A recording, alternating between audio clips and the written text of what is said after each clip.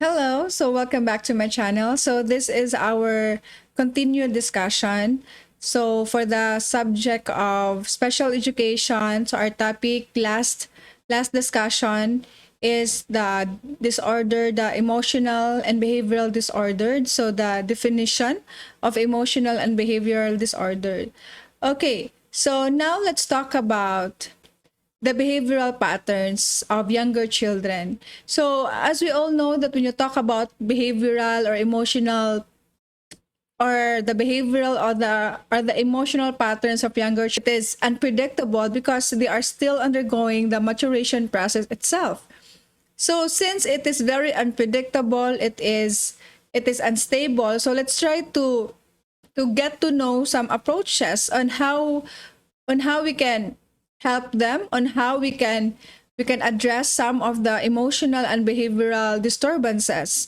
So we have here, number one is the educational approaches. So since we are focusing into the field of education as a teacher, so this is also my concern on how to deal with students having an emotional or behavioral disturbances. So number one is we can apply the idea of applied behavior analysis.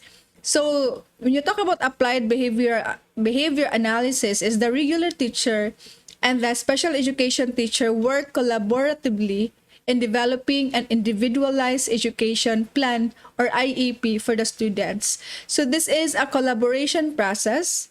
So we need to help one another.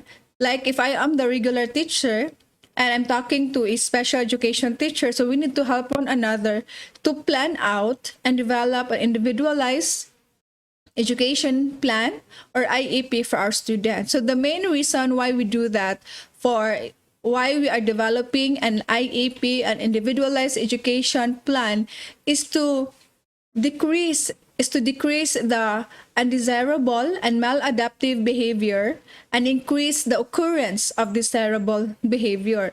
So that is the main goal of IEP, is to decrease the behavior that is not acceptable and to increase the occurrence of good behavior. So this is a good way of trying to get to know your students, trying to absorb the idea of helping our students and how to cope up with their own emotional and behavioral disturbances. So applied behavior analysis strategies are employed to help the child learn new appropriate responses and eliminate the inappropriate ones. So these applied behavior analysis strategies are employed to help the child learn new ways of learning and to eliminate those traits, those behavior that is not appropriate for the children. So number two approaches, educational approaches that we have to deal with, is the teaching social skills. So again, social skills is very important for our students. The more they get to know other people, the more they're able to observe the things that is not good or good for themselves. So we need to teach them how to socialize, how to interact with good people, choosing good people, making friends with other people, knowing what is right or good for them. That is part of social skills. So teaching social skills means self-related behaviors, meaning accepting consequences, ethical behavior, expressing feelings, positive attitude towards self. So it talks about the self, understanding yourself. So the best way to get to know yourself is to understand yourself first. So accept. So if you commit mistakes, learn to accept consequences. You are able to express your feelings. You should always have a positive attitude towards self. That's why I always tell my students not to blame themselves for any mistake, no. Yes, it is a mistake, but we should also comfort ourselves if we did something not good for ourselves. So we should not blame ourselves. It's just part of our learning. It's just part of our learning journey here. So in our lives. So number two is task-related behaviors. When you talk about self-related behaviors, is you are talking about yourself, how you accept mistakes, how you deal with other people, what is right or good for you. learn to express your feelings, how you develop a positive attitude toward yourself. And number two is task-related behaviors. When you talk about task-related behaviors, you are talking about your work, if you have work, if you are a working student. So that is one of the reasons why we have that. So let's talk about task-related behavior. So when you talk about task-related behavior, I'm talking about the quality of your work. I'm talking about do you know how to follow directions? And your behavior in an actual setting, that is task-related behavior. So we need to teach them how to understand themselves, that is self-related behavior. Task-related behavior is how do they understand their quality of work? And how do they follow instructions? How do they follow directions? And attending behavioral indicators or attending their own behavior. Number three, teaching social skills is environmental behavior. So when you talk about social skills, we are not just limited to people, to understanding yourself, to understanding the quality of your work, your grades, following directions. We also need to be concerned with your environmental behaviors. When you talk about environmental behaviors, do you care for the environment? Dealing with a lot of emergencies. Do you care with our Mother Nature? Do you help clean our environment? So that is part of our teaching social skills, environmental behaviors. And the last, the fourth one is interpersonal behaviors. So when you talk about interpersonal behaviors is accepting authority, gaining attention, helping others, or making conversation. So when you talk about interpersonal behaviors, do you accept authority? Do you follow instructions? Do you help other people? Do you talk to them? So that is part of your interpersonal behavior. So we need to teach these four skills when you talk about social skills. Again, we have the self-related behaviors, task-related behaviors, environmental behaviors, interpersonal behaviors. So when you talk about social skills, it is not limited to yourself. Also consider the quality of your work, the environment, and the people around you. That is your interpersonal behaviors. So we can also do this. The third one is, one of the educational approaches is the alternative responses.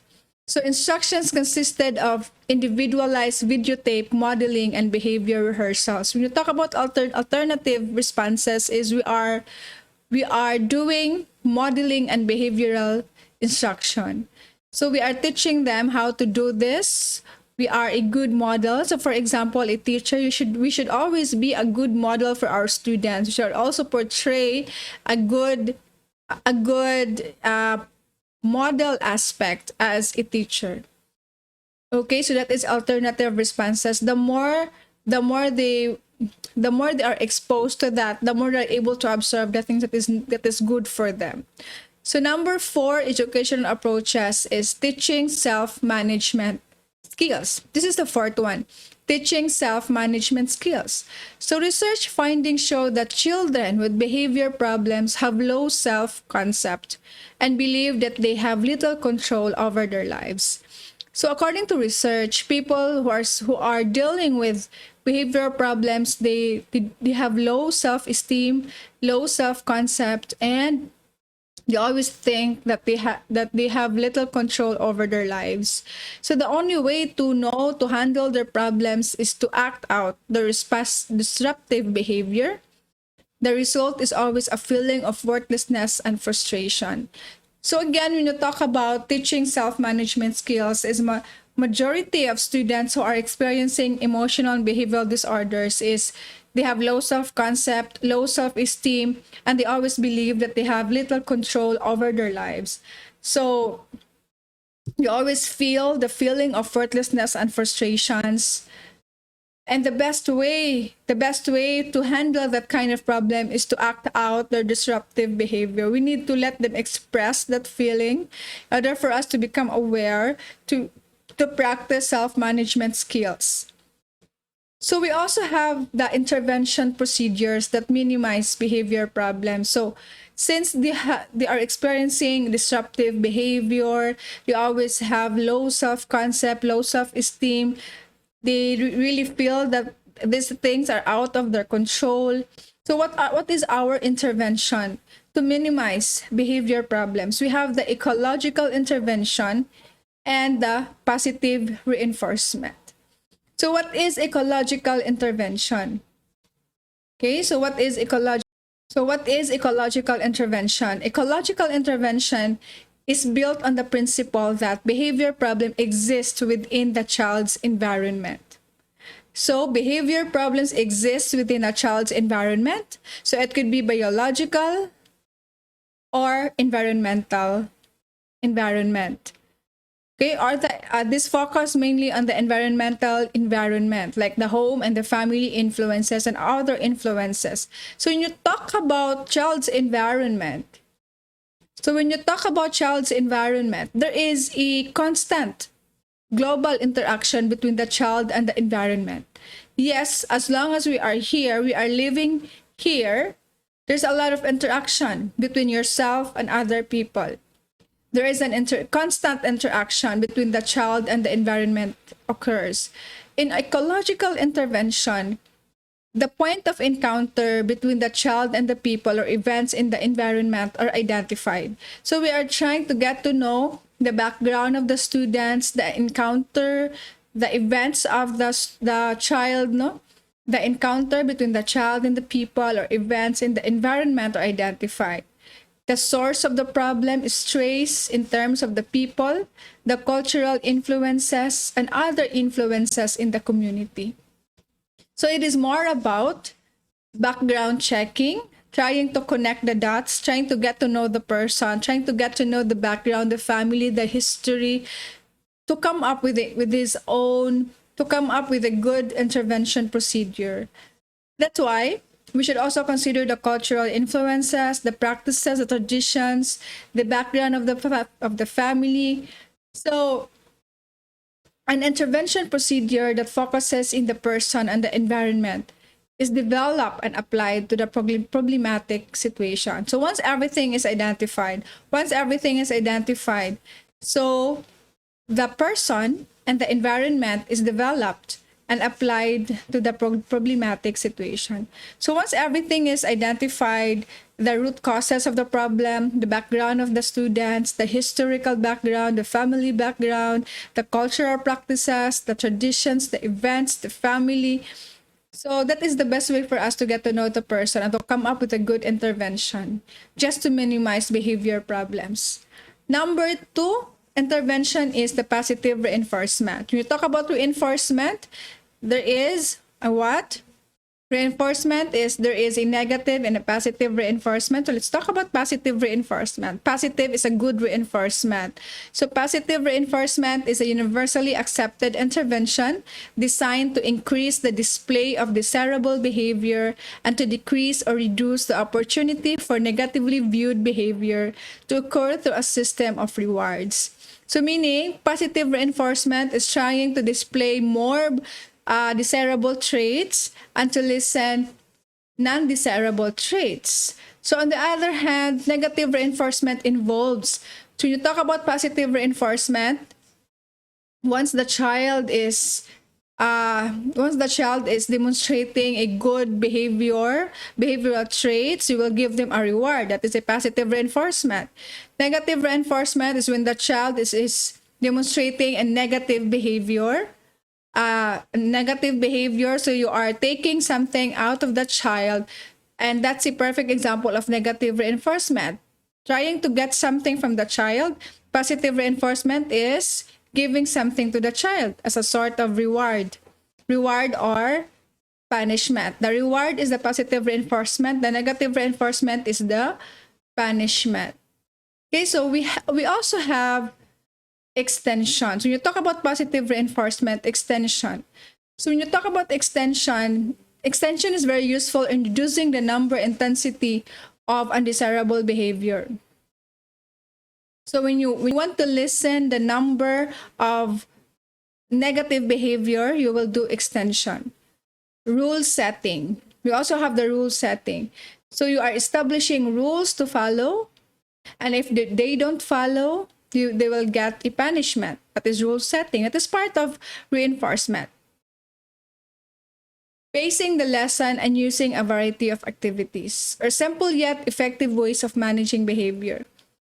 So since students who are experiencing emotional behavioral disorders, they have a very short attention span. So as a teacher, is we need to change our ways of teaching, like trying to come up with a variety of activities. So this is very simple yet effective ways of managing behavior.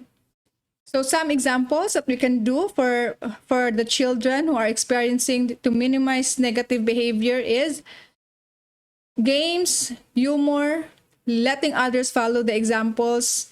We also have the cognitive strategy and cognitive model. So when you talk about cognitive strategy, the goal is to help the students develop self-awareness and self-direction. Cognitive strategy, the goal is to help the students develop self-awareness and self-direction by using positive reinforcement for social development and improved academic performance. Next is the cognitive model. So cognitive model is also called information processing model and emphasize strategies for example, memory, storage, retrieval, and metacognition. Okay, so positive reinforcement is a good strategy on how we can minimize or lessen the negative behavior of a student. There are a lot of ways on how we can control that. So we have our positive reinforcement and the negative reinforcement. So I hope that you are learning from all the videos that we've posted. Thank you so much for watching, and I'll see you again for my next video blog. Thank you and God bless you.